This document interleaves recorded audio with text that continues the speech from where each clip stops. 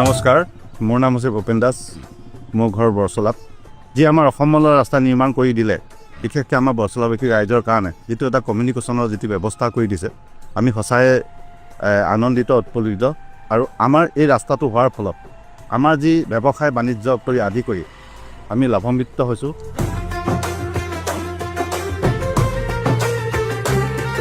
মোৰ নাম পৱন অধিকাৰী। মই ঢেকিয়াজুলি সমষ্টিত বাস কৰোঁ।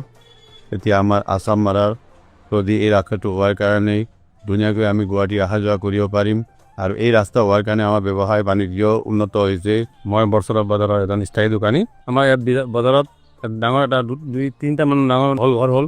তাত লাইট চাইটৰ সুবিধা বা তলত মানে CC ব্লকৰ ৰাস্তা হৈছে। আৰু বিভিন্ন ধৰণৰ আমি দেখিছোঁ এই মন্ত্ৰী মহোদয়ে আমাৰ ৰাস্তাৰ পৰা আমাৰ মঠ মন্দিৰ যিয়ে হওক সকলোকে আমাক একদম এটা উন্নত মুখ দেখিবলৈ পাইছোঁ আমি।